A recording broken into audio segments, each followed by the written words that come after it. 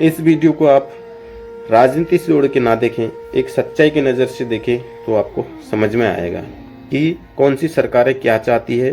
क्या आपसे जो सरकारें थी वो भी खनन चाहती थी। वीडियो शुरू करते हैं। भारत के सबसे पुरानी पर्वत श्रृंखलाओं में शुमार अरावली पर्वत को लेकर लोगों की चिंता इस टाइम काफी ज्यादा बढ़ी हुई है और लोग सड़क पर उतर आए हैं। सेव अरावली।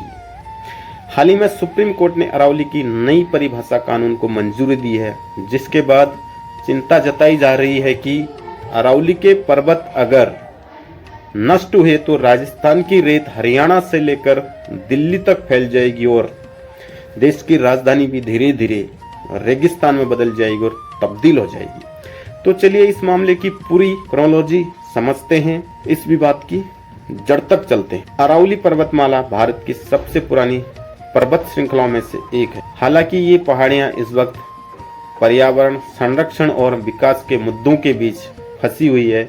हाल ही में सुप्रीम कोर्ट ने अरावली की नई परिभाषा कानून को मंजूरी दी है, जिसके बाद अवैध खनन और पर्यावरण संरक्षण मुद्दे फिर से सुर्खियों में और फिर से उजागर होने लगे हैं। हरियाणा से लेकर राजस्थान, दिल्ली, एनसीआर तक फैले यह पर्वतमाला जन संरक्षण, वन्य जीवों और जलायु संतुलन के लिए बहुत ही ज्यादा महत्वपूर्ण है। लेकिन खनन कंपनियों की नज़र में यह खनिज का खजाना है। चिंता यहाँ तक जताई जा रही है कि अरावली के पर्वत अगर नष्ट हुए तो राजस्थान की रेत दिल्ली तक पहुँच जाएगी और दिल्ली भी आने वाले समय में रेगिस्तान बन जाएगी। अरावली विवाद की जड़ 1990 के दशक तक जाती है, जब अवैध खनन से पर्यावरण को नुकसान पहुंचाने की शिकायतें दिन ब दिन बढ़ती जा रही थी। यह मामला पर्वतमाला करीब 692 किलोमीटर लंबी है, जो गुजरात से लेकर दिल्ली तक फैली है। राजस्थान में इसका बड़ा हिस्सा है, जहां संगमरमर, ग्रेनाइट और अन्य खनिज प्रचुर मौजूद है। लेकिन इन खनिजों के खनन से पहाड़ियां धीरे धीरे गायब हो रही है और जल स्तर गिरता जा रहा है। वन्य जीवों की आवास घर नष्ट होते जा रहे हैं और पर्यावरण कहना है कि नई परिभाषा से 90% अरावली फिर से खनन के लिए खुल जाएगी, जो एक नेचुरली बहुत ही ज्यादा विनाशकारी साबित हो सकता है। ऐसे में सुप्रीम कोर्ट के फैसलों और सरकारी नीतियों और पर्यावरणवादियों की याचिकाओं के बीच फंसे इस मामले की पूरी जानकारी आपको समझाते हैं और सच आपको बताते हैं, जो पर्यावरण संरक्षण चुनौतियों को उजागर कराएंगे। अरावली में कैसे शुरू हुआ अवैध खनन? बात करते दोस्तों 1990 के दशक की। अरावली में अवैध खनन और इसकी शिकायतें काफी ज्यादा बढ़ती जा रही थी और पर्यावरण संरक्षण, वायु प्रदूषण और जल संकट के मुद्दे उठते रह रहे। 1992 में सुप्रीम कोर्ट ने पहली बार हस्तक्षेप किया और कुछ क्षेत्र में खनन पर रोक लगा दी, लेकिन बड़े प्रतिबंध 2000 के दशक में लगाए गए।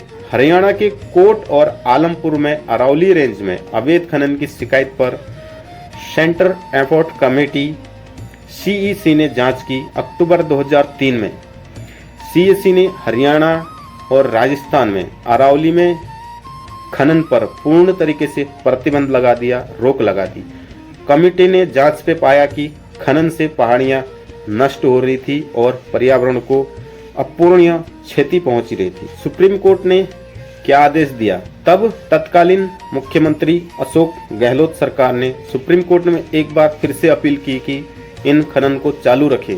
कोर्ट ने राजस्थान में मौजूदा खनन पट्टों पर अनुमति दे दी, खनन की अनुमति दे दी, लेकिन नए पट्टों पर रोक लगा दी। यह फैसला खनन उद्योग के लिए एक राहत भरा था, लेकिन पर्यावरणवादियों के लिए चिंता का विषय था और उन्होंने इसे अपर्याप्त माना। फिर मर्फी फार्मूले से इसका समाधान निकालने की परिभाषा को देखा गया और निकालने की कोशिश की। इस संकट के समाधान के लिए गहलोत सरकार ने 2003 में एक कमेटी बनाई। कमेटी ने अमेरिकी भू आकृतिक विशेषज्ञ रिचर्ड मर्फी के सिद्धांतों को आधार बनाया। इन सिद्धांतों के मुताबिक समुद्र तल से जो 100 मीटर की ऊंचाई या उससे अधिक वाली ऊंचाई पहाड़ी को ही अरावली पर्वत माना गया और जिनकी ऊंचाई 100 मीटर से कम थी, उनकी ऊंचाई 100 मीटर से कम थी तो अरावली पहाड़ी नहीं मानी और न मानते हुए खनन योग्य घोषित कर दिया गया। यह फार्मूला विवादास्पद साबित हुआ क्योंकि इससे कई इलाके खनन के लिए खुल गए।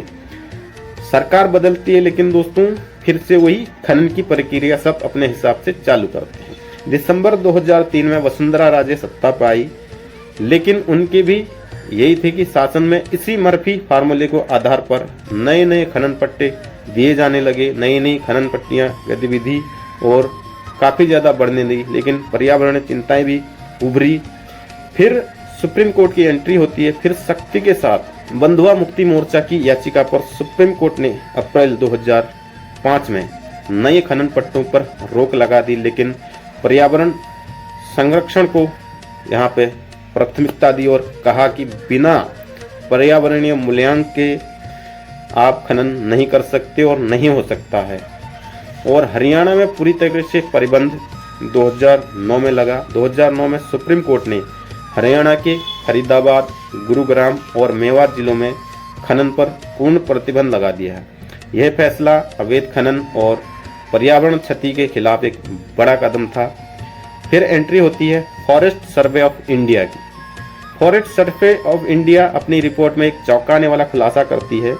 2010 में फॉरेस्ट सर्वे ऑफ इंडिया की रिपोर्ट ने खुलासा किया कि राजस्थान में बड़े पैमाने पर अवैध खनन हो रहा है। अरावली की कई पहाड़ियां नष्ट हो रही है, खासकर अलवर और सिरोही जिले में। सुप्रीम कोर्ट ने रिपोर्ट पर संज्ञान लेते हुए अरावली को ठीक से परिभाषित करने और संरक्षण के लिए निर्देश दिए।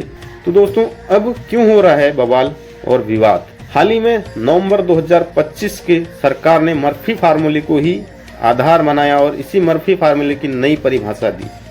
इसी तरह 100 मीटर या उससे अधिक ऊंचाई वाली पहाड़ी को ही अरावली माना गया। वहीं ऐसी दो पहाड़ियों के बीच 500 मीटर का फासला है तो ही वो अरावली रेंज कहलाएगा और संरक्षित होगा।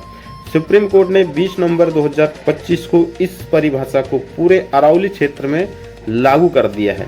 इस विवाद की एक प्रमुख वजह यह भी मानी जा रही है कि पॉलीगन लाइन में बदलाव, कटूर लाइन में बदलाव। 2008 में जीएसआई की रिपोर्ट में पॉलीगन लाइन को आधार बनाया गया, जहां 100 मीटर या अधिक ऊंची दो पहाड़ियों के बीच अगर 100 मीटर से कम ऊंचाई वाली पहाड़ी को पॉलीगन माना जाता था। पॉलीगन को मुख्य पहाड़ियों का अहम हिस्सा बनाकर उसे संरक्षण दिया जाता था, लेकिन 2025 में इसे बदलकर कटूर लाइन कर दिया, जहां पहाड़ियों की समान लाइन में छोटी पहाड़ी को कटूर लाइन कहा गया और कटूर लाइन में खनन की अनुमति दे दी और खनन की अनुमति होगी।